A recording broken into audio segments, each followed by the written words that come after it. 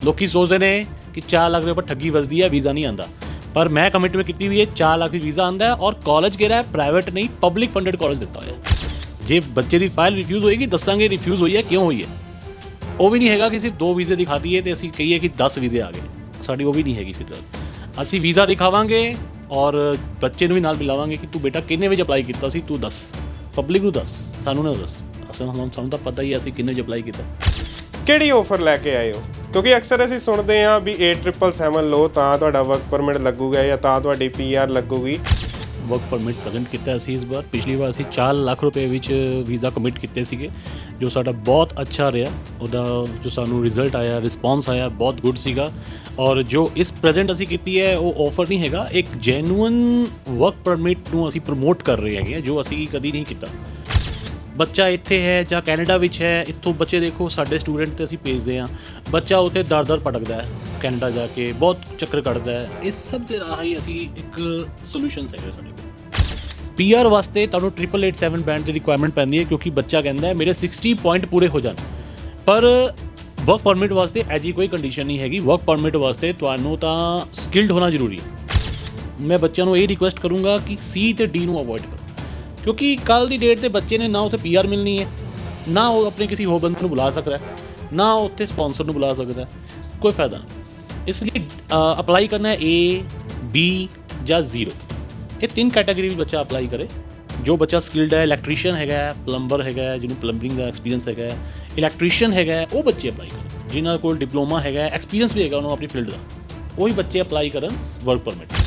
But ਗੱਲ ਇਹ ਹੈਗੀ ਹੈ ਕਿ ਜਿਵੇਂ ਮੈਂ ਤੁਹਾਨੂੰ ਪਹਿਲੇ ਦੱਸਿਆ, ਸਕਿਲਡ ਵਰਕਰਸ ਹੀ ਚਾਹੀਦੇ ਨੇ ਸਾਨੂੰ। ਸਕਿਲਡ ਵਰਕਰ ਮਿਨੀਮਮ ਗ੍ਰੈਜੂਏਟ ਪਾਸ ਹੋਵੇ ਸਟੂਡੈਂਟ, ਬੱਚੇ ਕੋਲ ਉਹਦਾ ਟ੍ਰੇਡ ਸਰਟੀਫਿਕੇਟ ਹੋਵੇ, ਜਿਸ ਟ੍ਰੇਡ 'ਤੇ ਉਹ ਜਾਣਾ ਚਾਹੁੰਦਾ ਹੈ ਟ੍ਰੇਡ ਸਰਟੀਫਿਕੇਟ ਹੋਵੇ, ਬੱਚੇ ਕੋਲ ਉਹਦਾ ਵਰਕ ਐਕਸਪੀਰੀਅੰਸ ਹੋਵੇ ਤੇ ਉਹ ਆਪਣੀ ਫਾਈਲ ਲਗਾ ਸਕਦਾ ਹੈ। ਬਟ ਅਸੀਂ ਆਪਸ਼ਨਸ ਇਹ ਦਿੰਦੇ ਹਾਂ ਕਿ 2 ਤਰ੍ਹਾਂ ਦੇ ਹੀ ਆਪਸ਼ਨਸ ਹੈਗੇ ਨੇ ਵਰਕ ਪਰਮਿਟ 'ਤੇ ਜਾਣ ਲਈ। ਗਲੋਬਲ ਵੇ ਨੇ 4 ਲੱਖ ਵਿੱਚ ਕੈਨੇਡਾ ਦਾ ਵੀਜ਼ਾ ਲਵਾਉਣ ਦਾ ਵਾਅਦਾ ਕੀਤਾ ਸੀ। ਉਹ ਵੀਜ਼ਾ ਸਟੱਡੀ ਵੀਜ਼ਾ ਸੀ ਤੇ ਹੁਣ ਉਹ ਨਵੀਂ ਆਫਰ ਲੈ ਕੇ ਆਏ ਨੇ। ਜੋ ਵੀ ਸਟੂਡੈਂਟਸ ਇੱਥੇ ਨੇ ਕੈਨੇਡਾ ਵਿੱਚ ਹੈ ਜਾਂ ਸਟੂਡੈਂਟਸ ਜਿਹੜੇ ਪੰਜਾਬ ਵਿੱਚ ਹੈ ਜੋ ਵਰਕ ਪਰਮਿਟ ਲਵਾਉਣ ਦੇ ਚਾਹਵਾਨ ਹੈ, ਉਹਨਾਂ ਲਈ ਇੱਕ ਨਵੀਂ ਆਫਰ ਵਰਕ ਪਰਮਿਟ ਦੀ ਲੈ ਕੇ ਆਏ ਹੈ। ਜਿਵੇਂ ਕਿ ਅਕਸਰ ਅਸੀਂ ਦੇਖਦੇ ਹਾਂ ਕਿਹਾ ਜਾਂਦਾ ਵਰਕ ਪਰਮਿਟ ਲਵਾਉਣਾ ਬਹੁਤ ਔਖਾ ਹੈ, ਉਹਦੇ ਵਾਸਤੇ 8777 ਚਾਹੀਦੇ ਆ, ਹੋਰ ਵੀ ਕਾਫੀ ਕਿਹਾ ਜਾਂਦਾ ਵੀ ਬਹੁਤ ਜ਼ਿਆਦਾ ਔਖਾ ਹੈ, ਪਤਾ ਨਹੀਂ ਕੀ ਤੁਹਾਨੂੰ ਮਾਸਟਰਸ ਹੋਣੀ ਵੀ ਬਹੁਤ ਜ਼ਰੂਰੀ ਹੈ। ਪਰ ਇਹ ਬਹੁਤ ਹੀ ਸੌਖਾ ਤਰੀਕਾ ਲੈ ਕੇ ਆਏ ਨੇ। ਹੁਣ ਇਹਨਾਂ ਨਾਲ ਗੱਲਬਾਤ ਕਰਦੇ ਹਾਂ ਵੀ ਕੀ ਉਹ ਸੌਖਾ ਤਰੀਕਾ ਹੈ, ਕਿਵੇਂ ਇੱਕ ਸਟੂਡੈਂਟ ਦਾ ਸਟੱਡੀ ਵੀਜ਼ਾ ਲੱਗ ਸਕਦਾ ਹੈ। ਕਿਉਂਕਿ ਅਕਸਰ ਅਸੀਂ ਦੇਖਦੇ ਹਾਂ ਲੋਕ ਕਾਫੀ ਕਨਫਿਊਜ਼ਨ 'ਚ ਰਹਿੰਦੇ ਆ, ਪੁਆਇੰਟਸ ਵਿੱਚ ਉਲਝੇ ਰਹਿੰਦੇ ਨੇ। ਕੋਈ 60 ਪੁਆਇੰਟ ਕਹਿੰਦਾ, ਕੋਈ 80 ਪੁਆਇੰਟ ਕਹਿੰਦਾ ਹੈ। ਸੋ ਇਸ ਸਮੇਂ ਸਾਡੇ ਨਾਲ ਮਿਸਟਰ ਅਮਿਤ ਗਲੋਬਲ ਵੇ ਇਮੀਗ੍ਰੇਸ਼ਨ ਤੋਂ ਮੌਜੂਦ ਹੈ, ਉਹਨਾਂ ਨਾਲ ਗੱਲਬਾਤ ਕਰਦੇ ਹਾਂ। ਮਿਸਟਰ ਅਮਿਤ ਜੀ, ਕਿਹੜੀ ਆਫਰ ਲੈ ਕੇ ਆਏ ਹੋ? ਕਿਉਂਕਿ ਅਕਸਰ ਅਸੀਂ ਸੁਣਦੇ ਹਾਂ ਵੀ 8777 ਲਓ ਤਾਂ ਤੁਹਾਡਾ ਵਰਕ ਪਰਮਿਟ ਲੱਗੂਗਾ ਜਾਂ ਤਾਂ ਤੁਹਾਡੀ PR ਲੱਗੂਗੀ।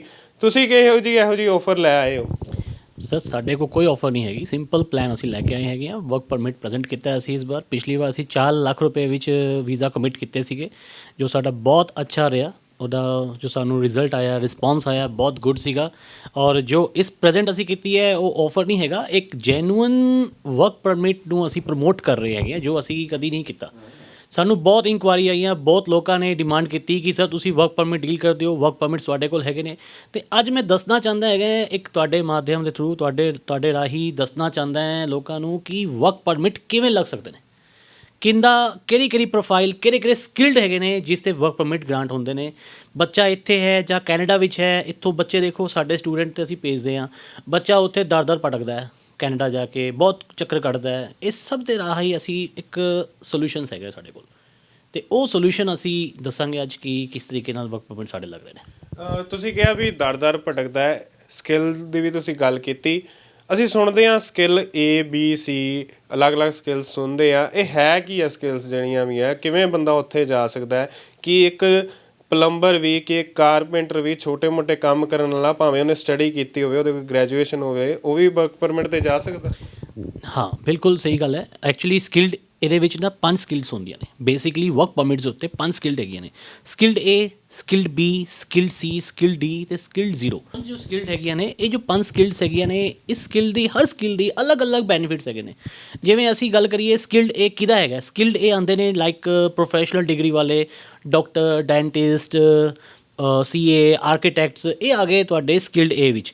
ਸਕਿਲਡ ਬੀ ਹੁੰਦੀ ਹੈਗੀ ਏ ਜਿੱਦਾਂ ਮੈਨੇਜਰ ਲੈਵਲ ਦੇ ਪਰਸਨਸ ਹੋ ਗਏ, ਜਿਹੜੇ ਰੈਸਟੋਰੈਂਟ ਦੇ ਮੈਨੇਜਰਸ ਹੁੰਦੇ ਨੇ, ਇਸ ਤਰੀਕੇ ਦੇ ਜਿਹਨੇ ਵੀ ਮੈਨੇਜਿੰਗ ਲੈਵਲ ਦੇ ਆ ਗਏ ਬੱਚੇ, ਉਹ ਸਕਿਲਡ ਬੀ ਵਿੱਚ ਆ ਜਾਂਦੇ ਨੇ, ਕਾਊਂਟ ਹੁੰਦੇ ਨੇ। ਸਕਿਲਡ ਹੁੰਦੀ ਹੈ ਸੀ ਅਤੇ ਡੀ। ਸਕਿਲਡ ਸੀ ਅਤੇ ਸਕਿਲਡ ਡੀ ਨੂੰ ਅਸੀਂ ਅਵੋਇਡ ਕਰਨ ਨੂੰ ਕਹਿੰਦੇ ਹਾਂ, ਚਾਹੇ ਬੱਚਾ ਇੱਥੇ ਹੈ ਚਾਹੇ ਕੈਨੇਡਾ ਵਿੱਚ ਹੋਵੇ। ਉਹ ਸਕਿਲਡ ਸੀ ਅਤੇ ਸਕਿਲਡ ਡੀ ਨੂੰ ਕਿਉਂ ਅਵੋਇਡ ਕੀਤਾ ਜਾਂਦਾ? ਦੇਖੋ, ਉਹਦੇ 'ਤੇ ਵਰਕ ਪਰਮਿਟ ਤਾਂ ਮਿਲ ਜਾਂਦਾ, ਪਰ ਉਸ ਵਰਕ ਪਰਮਿਟ ਦੇ ਉੱਪਰ ਤੁਹਾਨੂੰ PR ਨਹੀਂ ਮਿਲਣੀ। ਤੁਹਾਡਾ ਕੈਨੇਡਾ ਜਾਣ ਦਾ ਮੇਨ ਟਾਰਗੇਟ ਕੀ ਹੈ? ਬੱਚਾ ਕੈਨੇਡਾ ਜਾਂਦਾ ਹੈ, ਸਟੱਡੀ ਕਰਦਾ ਹੈ, ਪੈਸਾ ਖਰਚ ਕਰਦਾ ਹੈ, ਸਿਰਫ ਪੜ੍ਹ ਕੇ ਵਾਪਸ ਨਹੀਂ ਆਉਂਦਾ, ਉੱਥੇ ਜਾ ਕੇ ਸੈੱਟ ਹੁੰਦਾ ਹੈ, ਉਹ ਆਪਣਾ ਫਿਊਚਰ ਸੈੱਟ ਕਰਦਾ ਹੈ। ਫਿਊਚਰ ਸੈੱਟ ਕਿਵੇਂ ਹੋਣਾ ਹੈ? ਸਟੈਪ ਨੇ, ਸਟੱਡੀ ਤੋਂ ਬਾਅਦ ਵਰਕ ਹੈ, ਵਰਕ ਤੋਂ ਬਾਅਦ PR ਹੈ, PR ਤੋਂ ਬਾਅਦ ਸਿਟੀਜ਼ਨਸ਼ਿਪ ਹੈ। ਇਹ ਜਦੋਂ ਉਹ ਸਟੈਪ ਫੋਲੋ ਨਹੀਂ ਕਰੇਗਾ ਤਾਂ ਕਿਸ ਤਰੀਕੇ ਨਾਲ ਉਹਨੂੰ PR ਹੋਏਗੀ, ਕਿਸ ਤਰੀਕੇ ਨਾਲ ਉਹ ਸੈੱਟ ਹੋਏਗਾ? ਅਤੇ ਉਹ PR ਦਾ ਇੱਕ ਜੋ ਪ੍ਰੋਸੈਸ ਹੈਗਾ, ਸਕਿਲਡ ਵਰਕ ਲੈਣਾ ਪੈਂਦਾ। ਸਕਿਲਡ ਏ, ਸਕਿਲਡ ਬੀ, ਸਕਿਲਡ ਸੀ, ਡੀ, 0। ਅਸੀਂ ਸੀ ਅਤੇ ਡੀ ਨੂੰ ਅਵੋਇਡ ਕਰਾਉਂਦੇ ਹਾਂ। ਉਹਦਾ ਰੀਜ਼ਨ ਕੀ ਹੈ ਸੀ ਨੂੰ ਡੀ ਨੂੰ ਅਵੋਇਡ ਕਰਨਾ? ਕਿਉਂਕਿ ਸੀ ਅਤੇ ਡੀ ਦੇ ਵਿੱਚ ਆਉਂਦੇ ਹੈਗੇ ਨੇ ਐਗਰੀਕਲਚਰਿਸਟ ਔਰ ਬੜੀ ਸਾਰੀ ਛੋਟੇ ਛੋਟੇ ਕੈਟਾਗਰੀਜ਼ ਹੈਗੀਆਂ ਨੇ। ਉਹ ਸਾਡੇ ਜੋ ਹਾਈ ਕਮਿਸ਼ਨ ਦੀ NOC ਵੀ ਤੁਹਾਨੂੰ ਮਿਲ ਜਾਏਗਾ ਕਿ NOC ਕੋਡਸ ਹੈਗੇ ਨੇ। ਉਸ NOC ਕੋਡਸ ਦੇ ਉੱਤੇ ਤੁਹਾਨੂੰ ਡਿਟੇਲ ਆਏਗੀ ਕੌਣ ਸੀ ਪ੍ਰੋਫਾਈਲ ਕਿਹੜੀ ਸਕਿੱਲ ਦੇ ਅੰਦਰ ਆਉਂਦੀ ਹੈ, ਸਕਿੱਲ ਏ ਦੇ ਅੰਦਰ ਆਉਂਦੀ ਹੈ, ਬੀ ਦੇ ਹੈ ਜਾਂ ਸੀ ਹੈ, ਇਹਦਾ ਇਸ ਕਰਕੇ। ਤੁਸੀਂ ਐਗਰੀਕਲਚਰ ਦੀ ਗੱਲ ਕੀਤੀ ਕਿ ਇੱਕ ਫਾਰਮਰ ਹੈ ਜੋ ਆਪਣੇ ਖੇਤਾਂ 'ਚ ਕੰਮ ਕਰ ਰਿਹਾ, ਜਿਵੇਂ ਪੰਜਾਬ ਐਗਰੀਕਲਚਰ ਯੂਨੀਵਰਸਿਟੀ ਵੀ ਹੈ, ਉੱਥੋਂ ਕਾਫੀ ਬੱਚੇ ਪੜ੍ਹਦੇ ਨੇ, ਪੜ੍ਹੇ ਲਿਖੇ ਫਾਰਮਰਸ ਹੁੰਦੇ ਆ, ਕਿ ਉਹ ਵੀ ਸਿੱਧਾ ਵਰਕ ਪਰਮਿਟ 'ਤੇ ਬਾਹਰ ਜਾ ਸਕਦਾ? ਫਾਰਮਰ ਬੱਚਾ ਵਰਕ ਪਰਮਿਟ 'ਤੇ ਜਾ ਸਕਦਾ ਹੈ, ਬਿਲਕੁਲ ਜਾ ਸਕਦਾ ਹੈ। ਬਟ ਗੱਲ ਇਹ ਹੈਗੀ ਹੈ ਕਿ ਜਿਵੇਂ ਮੈਂ ਤੁਹਾਨੂੰ ਪਹਿਲੇ ਦੱਸਿਆ, ਸਕਿਲਡ ਵਰਕਰਸ ਹੀ ਚਾਹੀਦੇ ਨੇ ਸਾਨੂੰ।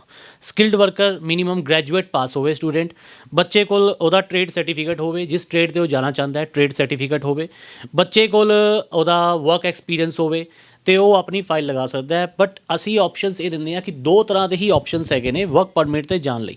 ਪਹਿਲਾ ਆਪਸ਼ਨਸ ਹੈਗਾ ਕਿ ਤੁਸੀਂ ਔਨਲਾਈਨ ਐਪਲੀਕੇਸ਼ਨ ਪ੍ਰੋਸੈਸ ਕਰ ਲਓ, ਜਿਹਦੇ ਵਿੱਚ ਤੁਸੀਂ ਸਭ ਕੁਝ ਔਨਲਾਈਨ ਪ੍ਰੋਸੈਸ ਕੀਤਾ, ਬਟ ਉਹ ਬਹੁਤ ਲੈਂਥੀ ਹੈ, ਉਹ ਅਪਰੋਕਸੀਮੇਟਲੀ 10 ਤੋਂ ਸਾਲ ਲੱਗ ਜਾਂਦਾ ਹੈਗਾ ਵਰਕ ਪਰਮਿਟ ਨੂੰ ਗ੍ਰਾਂਟ ਕਰਾਉਂਦੇ।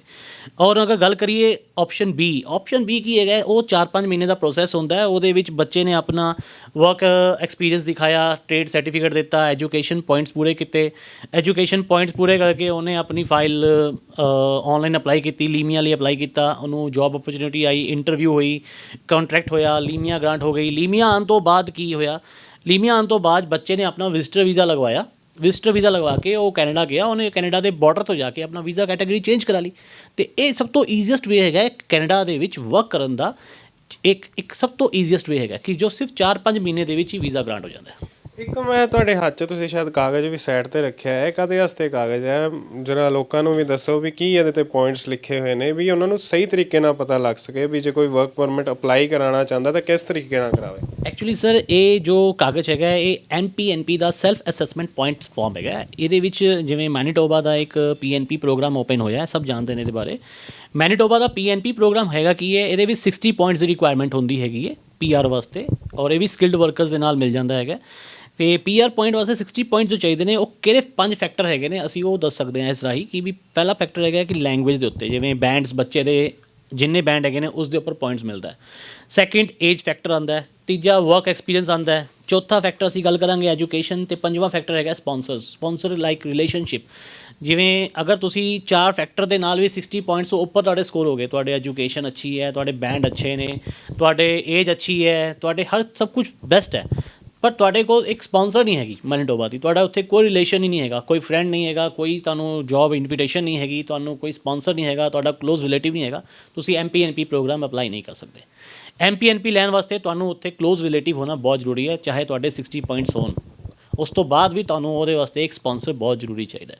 ਜੇ ਤੁਹਾਡੇ ਕੋਲ ਸਪੋਂਸਰ ਹੈਗਾ, 60 ਪੁਆਇੰਟਸ ਹੈਗੇ ਨੇ, ਤਾਂ ਤੁਸੀਂ MPNP ਪ੍ਰੋਗਰਾਮ ਅਪਲਾਈ ਕਰ ਸਕਦੇ ਹੋ, ਜਿਹਦੇ ਵਿੱਚ ਤੁਹਾਨੂੰ ਸਕਿਲਡ ਵਰਕ ਵੀ ਮਿਲ ਜਾਏਗਾ ਔਰ ਤੁਹਾਨੂੰ ਉੱਥੇ PR ਵੀ ਮਿਲਦੀ ਹੈ। ਤਾਂ ਇਹ ਇੱਕ ਸਭ ਤੋਂ ਈਜ਼ੀਐਸਟ ਵੇ ਹੈਗਾ ਕੈਨੇਡਾ ਦੇ ਵਿੱਚ ਸੈੱਟ ਹੋਣ ਦਾ, ਇੰਡੀਆ ਤੋਂ ਹੀ NPNP programme Manitoba PNP programme ਇਹ ਹੈ।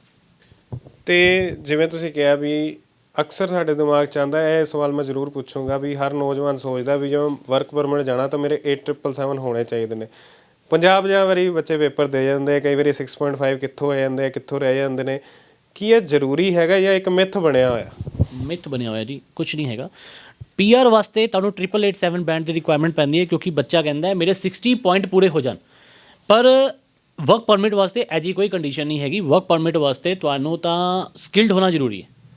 ਤੁਹਾਡੇ ਕੋਲ ਤੁਹਾਡਾ ਟ੍ਰੇਡ ਦਾ ਸਰਟੀਫਿਕੇਟ ਹੋਣਾ ਜ਼ਰੂਰੀ ਹੈ, ਤੁਹਾਡਾ ਟ੍ਰੇਡ ਦਾ ਵਰਕ ਐਕਸਪੀਰੀਅੰਸ ਹੋਣਾ ਜ਼ਰੂਰੀ ਹੈ, ਤੁਹਾਡੇ ਕੋਲ ਇੱਕ ਪ੍ਰੋਫਾਈਲ ਹੋਣੀ ਜ਼ਰੂਰੀ ਹੈ। ਹੁਣ ਆਪਾਂ ਇੰਡੀਆ ਵਿੱਚ ਗੱਲ ਕਰੀਏ, ਜੌਬ ਲੱਭਦੇ ਹਾਂ, ਜੌਬ ਲੱਭਣ ਦਾ ਕੀ ਤਰੀਕਾ ਹੁੰਦਾ ਸਾਡਾ? ਅਸੀਂ ਆਪਣੀ ਸਟੱਡੀ ਕਰਦੇ ਹਾਂ, ਸਟੱਡੀ ਕੰਪਲੀਟ ਕਰਨ ਤੋਂ ਬਾਅਦ ਅਸੀਂ ਜੌਬ ਵਾਸਤੇ ਰਿਜ਼ਿਊਮ ਰੈਡੀ ਕਰਦੇ ਹਾਂ ਕਿ ਸਾਨੂੰ ਇੱਕ ਅੱਛੀ ਕੰਪਨੀ ਮਿਲੇ, ਸਾਨੂੰ ਜੇ ਓਪਰਚੁਨਿਟੀ ਮਿਲਦੀ ਹੈ ਅਸੀਂ ਉਹਦੇ ਉੱਪਰ ਸਟੱਡੀ ਕਰਦੇ ਹਾਂ ਕਿ ਅਸੀਂ ਕਿਹੜੇ ਪਲੇਟਫਾਰਮ ਲਈ ਡਿਜ਼ਰਵ ਕਰਦੇ ਹਾਂ, ਕਿ ਇਹ ਜੋ ਵੈਕੈਂਸੀ ਹੈਗੀ ਹੈ ਸਾਡੇ ਵਾਸਤੇ ਹੈਗੀ ਹੈ, ਉਹਨਾਂ ਦੀ ਕੀ ਰਿਸਪੌਂਸਿਬਿਲਿਟੀ ਜੋ ਹੈਗੀ ਹੈ ਸਾਡੇ ਵਾਸਤੇ ਹੈਗੀ ਹੈ।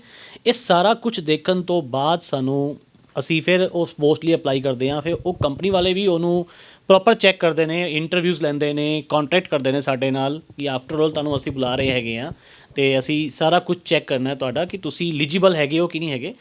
ਜਦੋਂ ਸਾਰਾ ਕੁਝ ਜਸਟੀਫਾਈ ਹੋ ਜਾਂਦਾ ਅਤੇ ਬਸ ਤੁਹਾਨੂੰ ਵਰਕ ਪਰਮਿਟ ਗ੍ਰਾਂਟ ਕਰਦੇ ਨੇ, ਲੀਮੀਆ ਗ੍ਰਾਂਟ ਹੋ ਜਾਂਦੀ। ਲੀਮੀਆ ਕੀ ਚੀਜ਼ ਹੈਗੀ ਹੈ? ਜਿਵੇਂ ਅਸੀਂ ਇੱਥੇ ਕਹਿੰਦੇ ਹਾਂ ਕੰਟਰੈਕਟ ਲੈਟਰ ਮਿਲ ਜਾਂਦੀ, ਸਾਨੂੰ ਆਫਰ ਲੈਟਰ ਮਿਲ ਜਾਂਦੀ ਹੈ, ਅਪਾਇੰਟਮੈਂਟ ਲੈਟਰ ਮਿਲ ਜਾਂਦੀ ਹੈ, ਉਹੀ ਹੈਗੀ ਲੀਮੀਆ। ਜਸਟ ਲੀਮੀਆ ਦੇ ਬੇਸ 'ਤੇ ਤੁਹਾਨੂੰ ਇੱਕ ਜੋਬ ਦਾ ਉਹ ਮਿਲ ਜਾਏਗਾ ਕਿ ਤੁਸੀਂ ਸਾਡੇ ਕੋਲ ਅਸੀਂ ਤੁਹਾਨੂੰ ਅਪਾਇੰਟ ਕਰ ਲਿਆ। ਇਹ ਹੈ ਜੀ ਲੀਮੀਆ ਦਾ। ਤੁਸੀਂ ਗੱਲ ਕਹੀ ਸੀ ਵੀ ਦਰ ਭਟਕਦੇ ਨੇ, ਕਈ ਵਾਰੀ ਬੱਚਾ ਜਾਂਦਾ ਹੈ ਇੱਥੋਂ ਸਟੱਡੀ ਵੀਜ਼ੇ 'ਤੇ ਜਾਂਦਾ ਹੈ, ਬਾਅਦ 'ਚ ਉਹ ਦਰ ਭਟਕਦਾ, ਠੱਗੀ ਦਾ ਸ਼ਿਕਾਰ ਹੋ ਜਾਂਦਾ। ਤੁਹਾਡੇ ਕੋਲ ਜਿਹੜਾ ਵੀ ਸਟੂਡੈਂਟ ਜਾਂਦਾ ਸਟੱਡੀ ਵੀਜ਼ਾ ਲਵਾ ਕੇ, ਗਰੰਟੀ ਲੈਂਦੇ ਉਹਦੀ ਵਰਕ ਪਰਮਿਟ ਦੀ? ਅਸੀਂ ਗਰੰਟੀ, ਅਸੀਂ ਤਾਂ ਉਹ ਸਰਵਿਸ ਪੂਰੀ ਦੇਣੀ ਹੈ। ਇੱਕ ਅੱਛੀ ਕੰਪਨੀ ਦੀ ਪਹਿਚਾਣ ਕੀ ਹੈ? ਇੱਕ ਅੱਛੀ ਕੰਪਨੀ ਦੀ ਪਹਿਚਾਣ ਹੈਗੀ ਹੈ ਕਿ ਜੇ ਉਹ ਬੱਚੇ ਨੂੰ ਸਹੀ ਗਾਈਡ ਕਰਨ, ਸਹੀ ਉਹਦੀ ਰਿਸਪੌਂਸਿਬਿਲਿਟੀ ਚੱਕਣ। ਮਾਂ ਬਾਪ ਬਾਅਦ ਵੀ ਜਾਂਦੇ ਨੇ, ਪਹਿਲੇ ਏਜੰਟ ਦੀ ਅਥਾਰਟੀ ਹੁੰਦੀ ਹੈ। ਏਜੰਟ ਨੂੰ ਪੁੱਛਣਾ ਉਹਨਾਂ ਨੇ ਮੇਰੇ ਬੱਚੇ ਦਾ ਕੀ ਬਣ ਰਿਹਾ। ਪਰ ਮੁੱਦੇ ਦੀ ਗੱਲ ਇਹ ਆਉਂਦੀ ਹੈ ਕਿ ਕਈ ਬੱਚੇ ਬਹੁਤ ਓਵਰ ਸਮਾਰਟ ਹੁੰਦੇ ਨੇ। ਬੱਚੇ ਕੀ ਕਰਦੇ ਨੇ? ਬੱਚੇ ਏਜੰਟ ਕੋਲ ਆਉਂਦੇ ਨੇ, ਫਾਈਲ ਅਪਲਾਈ ਕਰਾਉਂਦੇ ਨੇ ਅਤੇ ਉਹ ਕਹਿੰਦੇ ਨੇ ਬਈ ਸਾਨੂੰ ਤੂੰ ਬਸ ਬਾਰਡਰ ਪਾਰ ਕਰਾ, ਪ੍ਰਾਈਵੇਟ ਕਾਲਜ ਹੋਵੇ, ਡਿਪਲੋਮਾ ਹੋਵੇ, ਡਿਗਰੀ ਹੋਵੇ, ਡਜ਼ਨਟ ਮੈਟਰ, ਸਾਨੂੰ ਬਾਰਡਰ ਪਾਰ ਕਰਾ ਅਤੇ ਪੈਸੇ ਦੱਸ ਕਿੰਨੇ ਲੈਣੇ। ਠੀਕ ਹੈ ਨਾ? ਉਹ ਚੀਜ਼ ਅਸੀਂ ਅਵੋਇਡ ਕਰਦੇ ਹਾਂ। ਇਹੋ ਜਿਹੇ ਬੰਦਿਆਂ ਦੀ ਅਸੀਂ, ਉਹ ਸਟੂਡੈਂਟ ਹੀ ਅਸੀਂ ਅਵੋਇਡ ਕਰਦੇ ਹਾਂ। ਇਹੋ ਜਿਹਾ ਬੱਚਾ ਸਾਨੂੰ ਨਹੀਂ ਚਾਹੀਦਾ। ਅਸੀਂ ਬੱਚੇ ਦਾ ਕਰੀਅਰ ਬਣਾਉਣਾ। ਬੱਚੇ ਦਾ ਕਰੀਅਰ ਕਿਵੇਂ ਬਣੇਗਾ? ਬੱਚੇ ਦੀ ਐਪਲੀਕੇਸ਼ਨ ਸਟੱਡੀ 'ਤੇ ਅਪਲਾਈ ਹੁੰਦੀ ਹੈ। ਜਦੋਂ ਸਟੱਡੀ ਵੀਜ਼ਾ ਆ ਜਾਂਦਾ ਹੈ, ਬੱਚੇ ਨੂੰ ਅਸੀਂ ਕੋਰਸ ਹੀ ਉਹ ਦਿੰਦੇ ਹਾਂ ਉਹਦੇ ਅਕੋਰਡਿੰਗ। ਕੱਲ੍ਹ ਉਹ ਬੱਚਾ ਜਾਏ, ਪ੍ਰੋਵੀਐਂਸ ਵੀ ਅਸੀਂ ਉਹਦੇ ਅਕੋਰਡਿੰਗ ਦਿੰਦੇ ਹਾਂ। ਅਸੀਂ ਉਹਨੂੰ ਸਭ ਪੁਆਇੰਟ ਦੱਸਣੇ ਨੇ ਕਿ ਬੇਟਾ ਤੇਰਾ ਜਾਣ ਦਾ ਮਿਸ਼ਨ ਕੀ ਹੈ, ਤੂੰ ਉੱਥੇ ਪੈਸੇ ਕਮਾਉਣ ਚੱਲੇ ਆ ਜਾਂ ਸੈੱਟ ਹੋਣ ਚੱਲੇ ਆ।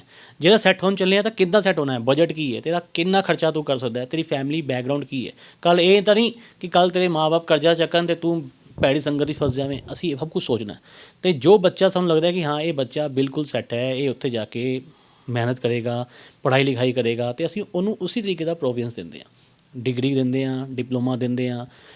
ਕੱਲ੍ਹ ਉਹਨੂੰ ਦੱਸਦੇ ਹਾਂ ਕਿ ਵੀ ਤੇਰੀ PR ਕਿਵੇਂ ਹੋਣੀ।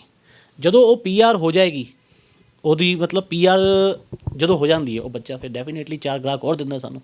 ਸਾਡੇ ਵਾਸਤੇ ਉਹ ਬਹੁਤ ਪ੍ਰੋਡਕਟਿਵ ਹੋ ਜਾਂਦੀ ਹੈ ਗੱਲ ਕਿ ਸਾਨੂੰ ਮੇਨ ਕੀ ਹੈ, ਸਾਡਾ ਬਿਜ਼ਨਸ ਫੈਲਦਾ, ਇੱਕ ਅੱਛੇ ਰਿਲੇਸ਼ਨ ਬਣਦੇ ਨੇ ਲੋਕਾਂ ਦੇ ਨਾਲ, ਪਿਆਰ ਮਿਲਦਾ ਹੈ, ਵੱਡਿਆਂ ਦਾ ਆਸ਼ੀਰਵਾਦ ਮਿਲਦਾ ਹੈ, ਤਰੱਕੀ ਆਪਣੇ ਆਪ ਹੀ ਹੋਣੀ ਹੈ ਜੀ।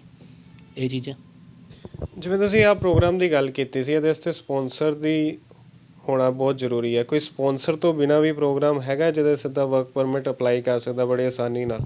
ਸਰ, ਜਿਹੜਾ ਤਾਂ ਅਸੀਂ ਵਰਕ ਪਰਮਿਟ ਦੀ ਗੱਲ ਕੀਤੀ ਹੈ, ਇਹ 2 ਗੱਲਾਂ ਕ੍ਰੈਸ਼ ਹੋ ਰਹੀਆਂ ਨੇ। ਜੇ ਤਾਂ PR ਵਾਸਤੇ ਸਪੋਂਸਰ ਚਾਹੀਦੀ ਹੈ, ਵਰਕ ਪਰਮਿਟ ਵਾਸਤੇ ਕੋਈ ਸਪੋਂਸਰ ਨਹੀਂ ਚਾਹੀਦੀ। ਵਰਕ ਪਰਮਿਟ ਵਾਸਤੇ ਤਾਂ ਬੱਚੇ ਦਾ ਟ੍ਰੇਡ ਸਰਟੀਫਿਕੇਟ ਹੋਣਾ ਚਾਹੀਦਾ ਹੈ ਕਿ ਉਹ ਕਿਹੜੀ ਫੀਲਡ ਵਿੱਚ ਅਪਲਾਈ ਕਰੇ। ਉਹ ਅਸੀਂ ਹੁਣ ਇੱਕ ਵੀਡੀਓ ਵਿੱਚ ਨਹੀਂ ਦੱਸ ਸਕਦੇ ਹੈਗੇ। ਸਾਡੇ ਕੋਲ ਬੱਚਾ ਆਏ, ਅਸੀਂ ਉਹਦੇ ਐਜੂਕੇਸ਼ਨ ਦੇਖਾਂਗੇ, ਉਹਦਾ ਐਕਸਪੀਰੀਅੰਸ ਕਿੱਥੇ ਜਾ ਰਿਹਾ ਹੈ, ਉਹ ਦੇਖਾਂਗੇ ਕਿਹੜੀ ਫੀਲਡ ਵਾਸਤੇ ਉਹ ਅਪਲਾਈ ਕਰਨਾ ਚਾਹੁੰਦਾ। ਫਿਰ ਦੇਖਾਂਗੇ। ਹੁਣ ਜੇ ਮੰਨ ਲਓ ਮੇਰੇ ਕੋਲ ਕੋਈ ਬੱਚਾ ਐਗਰੀਕਲਚਰਲਿਸਟ ਆ ਜਾਂਦਾ, ਉਹ ਕਹਿੰਦਾ ਜੀ ਮੇਰੇ ਕੋਲ ਐਕਸਪੀਰੀਅੰਸ ਹੈਗਾ ਫਾਰਮਰ ਦਾ, ਅਤੇ ਮੈਂ ਉਹਨੂੰ ਵਰਕ ਪਰਮਿਟ ਕਹੂੰਗਾ ਕਿ ਹਾਂ ਵੀ ਕੋਈ ਗੱਲ ਨਹੀਂ, ਮੈਂ ਤੇਰੇ ਤੋਂ ਇੰਨੇ ਪੈਸੇ ਲੈ ਲੂੰਗਾ, ਤੇਰਾ ਵਰਕ ਪਰਮਿਟ ਦੇ ਦਿੰਦਾ ਮੈਂ ਫਾਰਮਰ ਦਾ। ਮੈਨੂੰ ਪਤਾ ਹੈ ਕਿ ਉਹਦਾ ਭਵਿੱਖ ਖਰਾਬ ਕਰ ਰਿਹਾ, ਮੈਂ ਉਹਦਾ ਪੈਸਾ ਵੀ ਖਰਾਬ ਕਰ ਰਿਹਾ, ਝੂਠ ਬੋਲ ਰਿਹਾ, ਮੈਂ ਗਲਤ ਕਮਿਟ ਕਰ ਰਿਹਾ। ਕਿਉਂਕਿ ਮੈਨੂੰ ਪਤਾ ਹੈ ਉਹਨੂੰ ਫਾਰਮਰ 'ਤੇ ਮੈਂ ਭੇਜ ਤਾਂ ਦੂੰਗਾ, ਵਰਕ ਪਰਮਿਟ ਵੀ ਮਿਲ ਜਾਏਗਾ, ਪਰ ਉਹਦਾ ਕੱਲ੍ਹ ਉਹ ਬੰਦਾ ਮੈਨੂੰ ਗਾਲਾਂ ਕੱਢੇਗਾ ਕਿ ਮੈਨੂੰ ਠੱਗ ਲਿਆ, ਉਹਨੇ ਠੱਗ ਲਿਆ, ਏਜੰਟ ਨੇ ਠੱਗ ਲਿਆ, ਉਹ ਗਲੋਬਲ ਵੇ ਵਾਲਿਆਂ ਨੇ ਠੱਗ ਲਿਆ। ਕਿਉਂ? ਕਿਉਂਕਿ ਮੈਂ ਰੋਂਗ ਕਮਿਟਮੈਂਟ ਕਰਤੀ। ਕਿਉਂਕਿ ਮੈਨੂੰ ਪਤਾ ਹੈ ਫਾਰਮਰ ਕੈਟਾਗਰੀ ਹੀ D ਕੈਟਾਗਰੀ ਆਉਂਦੀ ਹੈ, ਜੋ ਮੈਂ ਪਹਿਲੇ ਕਿਹਾ ਕਿ C ਅਤੇ D ਨੂੰ ਅਵੋਇਡ ਕਰੋ। ਚਾਹੇ ਬੱਚਾ ਇੱਥੇ ਹੈ, ਚਾਹੇ ਬੱਚਾ ਕੈਨੇਡਾ ਬੈਠਾ ਹੈ, C ਅਤੇ D ਨੂੰ ਅਵੋਇਡ ਕਰ ਦਿਓ। C ਅਤੇ D ਨੂੰ ਨਹੀਂ ਆਪਾਂ ਕੁਝ ਕਰਨਾ। ਆਪਾਂ C D ਜੋ ਆਉਂਦੇ ਨੇ ਉਹ ਮੈਂ ਦੱਸ ਦੂੰਗਾ। NOC ਕੋਡ ਮੈਨੂੰ ਨਾ ਪੁੱਛੋ, ਤੁਸੀਂ ਖੁਦ ਗੂਗਲ ਵਿੱਚ ਜਾ ਕੇ NOC ਕੈਨੇਡਾ ਸਰਚ ਕਰੋਗੇ, ਉਹਦੇ ਵਿੱਚ C ਕੈਟਾਗਰੀ ਕਿਹੜੀ ਆਉਂਦੀਆਂ ਨੇ, D ਕੈਟਾਗਰੀ ਕਿਹੜੀ ਆਉਂਦੀਆਂ ਨੇ, ਉਹ ਖੁਦ ਚੁੱਲਣ, ਉਹ C ਅਤੇ D ਨੂੰ ਅਵੋਇਡ ਕਰਨ। ਮੈਂ ਬੱਚਿਆਂ ਨੂੰ ਇਹ ਰਿਕੁਐਸਟ ਕਰੂੰਗਾ ਕਿ C ਅਤੇ D ਨੂੰ ਅਵੋਇਡ ਕਰੋ। ਕਿਉਂਕਿ ਕੱਲ੍ਹ ਦੀ ਡੇਟ 'ਤੇ ਬੱਚੇ ਨੇ ਨਾ ਉੱਥੇ PR ਮਿਲਣੀ ਹੈ, ਨਾ ਉਹ ਆਪਣੇ ਕਿਸੇ ਹੋਰ ਬੰਦੇ ਨੂੰ ਬੁਲਾ ਸਕਦਾ, ਨਾ ਉਹ ਉੱਥੇ ਸਪੋਂਸਰ ਨੂੰ ਬੁਲਾ ਸਕਦਾ, ਕੋਈ ਫਾਇਦਾ ਨਹੀਂ। ਇਸ ਲਈ ਅਪਲਾਈ ਕਰਨਾ ਹੈ A, B ਜਾਂ 0, ਇਹ 3 ਕੈਟਾਗਰੀ ਵਿੱਚ ਬੱਚਾ ਅਪਲਾਈ ਕਰੇ। ਜੋ ਬੱਚਾ ਸਕਿਲਡ ਹੈ, ਇਲੈਕਟ੍ਰੀਸ਼ੀਅਨ ਹੈਗਾ, ਪਲੰਬਰ ਹੈਗਾ, ਜਿਹਨੂੰ ਪਲੰਬਰਿੰਗ ਦਾ ਐਕਸਪੀਰੀਅੰਸ ਹੈਗਾ, ਇਲੈਕਟ੍ਰੀਸ਼ੀਅਨ ਹੈਗਾ, ਉਹ ਬੱਚੇ ਅਪਲਾਈ ਕਰਨ। ਜਿਨ੍ਹਾਂ ਕੋਲ ਡਿਪਲੋਮਾ ਹੈਗਾ, ਐਕਸਪੀਰੀਅੰਸ ਵੀ ਹੈਗਾ ਉਹਨਾਂ ਨੂੰ ਆਪਣੀ ਫੀਲਡ ਦਾ, ਉਹੀ ਬੱਚੇ ਅਪਲਾਈ ਕਰਨ ਵਰਕ ਪਰਮਿਟ ਲਈ। ਡਿਪਲੋਮਾ ਤੁਸੀਂ ਕਹਿ ਰਹੇ ਹੋ ਕਿ ਡਿਪਲੋਮੇ ਵੀ ਦੋ ਤਿੰਨ ਤਰ੍ਹਾਂ ਦੇ ਹੁੰਦੇ ਆ, ਕੋਈ ਯੂਨੀਵਰਸਿਟੀ ਦਾ ਡਿਪਲੋਮਾ ਹੁੰਦਾ, ਕੋਈ ਪ੍ਰਾਈਵੇਟ ਡਿਪਲੋਮਾ ਹੁੰਦਾ, ਕਿਸ ਤਰੀਕੇ ਦਾ ਡਿਪਲੋਮਾ ਹੋਣਾ ਚਾਹੀਦਾ ਹੈ, ਉਹ ਵੀ ਕਲੀਅਰ ਕਰ ਦਿਓ ਮੈਨੂੰ। ਹਰ ਤਰ੍ਹਾਂ ਦਾ ਡਿਪਲੋਮਾ ਵੈਲਿਡ ਹੈ ਸਰ ਟ੍ਰੇਡ ਵਾਸਤੇ, ਕਿ ਤੁਸੀਂ ਐਜੂਕੇਸ਼ਨ ਕਰਕੇ ਆਏ ਹੋ ਕੁਝ, ਪਰ ਨਾਲ ਤੁਹਾਡੇ ਵਰਕ ਐਕਸਪੀਰੀਅੰਸ ਵੀ ਹੋਣਾ ਬਹੁਤ ਜ਼ਰੂਰੀ ਹੈਗਾ। ਵਰਕ ਐਕਸਪੀਰੀਅੰਸ ਅਗਰ ਹੋਏਗਾ ਤੁਹਾਡੇ ਕੋਲ ਤੇ ਤਾਂ ਹੀ ਤੁਹਾਨੂੰ ਉਸੀ ਚੀਜ਼ ਦੇ ਨਾਲ ਰਿਲੇਟਡ ਜੌਬ ਮਿਲੇਗੀ। ਜੌਬ ਜੋ ਮਿਲੇਗੀ ਉਹ ਉਹਦੇ ਨਾਲ ਰਿਲੇਵੈਂਟ ਹੀ ਮਿਲੇਗੀ ਜੋ ਤੁਹਾਡੇ ਕੋਲ ਐਕਸਪੀਰੀਅੰਸ ਹੈਗਾ। ਤੁਸੀਂ ਗੱਲ ਕਹੀ ਵੀ ਗਾਲਾਂ ਕੱਢੂਗਾ ਬੱਚਾ ਬਾਅਦ 'ਚੋਂ, ਸਾਨੂੰ ਜਦੋਂ ਆਨਸਰ ਦੇ ਰਹੇ ਸੀ ਡਰਦੇ ਹੈਗੇ ਹੋ? ਕਿਉਂਕਿ ਅੱਜ ਕੱਲ੍ਹ ਏਜੰਟ ਨਹੀਂ ਡਰਦੇ ਮੇਰੇ ਹਿਸਾਬ ਨਾਲ, ਕਿਉਂਕਿ ਕਮੈਂਟ ਤਾਂ ਬਹੁਤ ਆਉਂਦੇ ਨੇ ਇਹੋ ਜਿਹੇ। ਸਰ ਦੇਖੋ, ਡਰ ਕਿਉਂ ਨਹੀਂ ਲੱਗਦਾ? ਤੁਸੀਂ ਚਾਹੋਗੇ ਕਿ ਤੁਹਾਡੀ ਰੈਪੂਟੇਸ਼ਨ ਇੱਕ ਬੈਡ ਵਿੱਚ ਕਾਊਂਟ ਹੋਵੇ? ਮੈਨੂੰ ਤਾਂ ਨੀਂਦਾਂ ਨਹੀਂ ਆਉਂਦੀਆਂ ਇਹ ਜੀਆਂ। ਮੇਰੇ ਨਾਲ ਅੱਜ ਤੋਂ ਬਹੁਤ ਪਹਿਲੇ ਜਦੋਂ ਮੈਂ ਨਵਾਂ ਇਸ ਫੀਲਡ ਵਿੱਚ ਪਿਆ ਸੀਗਾ, ਮੈਨੂੰ ਇੱਕ ਬੰਦਾ ਮਿਲਿਆ ਸੀਗਾ, ਉਹ ਕਹਿੰਦਾ ਸੀ ਕਿ ਮੇਰੀ ਸੰਗਤ ਵਿੱਚ ਰਹੇਂਗਾ ਨਾ ਤੇ ਤੂੰ ਸ਼ਰਾਬਾਂ ਪੀਣੀ ਸ਼ੁਰੂ ਕਰ ਦੇਂਗਾ। ਮੈਂ ਉਹਨੂੰ ਕਿਹਾ ਸੀ ਕਿ ਭਰਾਵਾ ਦੂਰੋਂ ਨਮਸਕਾਰ, ਇਹ ਜਿਹੇ ਬੰਦਿਆਂ ਤੋਂ ਅਵੋਇਡ ਜਿਹੜੀ ਮੇਰੀ ਨੀਂਦਾਂ ਛੀਨਣ। ਕਿਉਂਕਿ ਰਾਤ ਦੀ ਨੀਂਦ ਮੈਨੂੰ ਬਹੁਤ ਪਿਆਰੀ ਹੈ। ਮੈਨੂੰ ਇਹੋ ਜਿਹਾ ਕੰਮ ਨਹੀਂ ਪਸੰਦ ਹੈਗਾ ਕਿ ਜੋ ਕੰਮ ਇਹੋ ਜਿਹਾ ਕਰਾਂ ਅਤੇ ਉਹ ਮੈਨੂੰ ਬਦਦੁਆਵਾਂ ਦੇਣ, ਉਹ ਬਦਦੁਆਵਾਂ ਮੈਨੂੰ ਲੱਗਣ, ਅਤੇ ਮੈਂ ਇਸ ਸਭ ਚੀਜ਼ ਤੋਂ ਬਹੁਤ ਡਰਦਾ। ਮੈਂ ਰੱਬ ਨੂੰ ਮੰਨਣ ਵਾਲਾ ਬੰਦਾ, ਮੈਂ ਰੱਬ ਨੂੰ ਬਹੁਤ ਮੰਨਦਾ।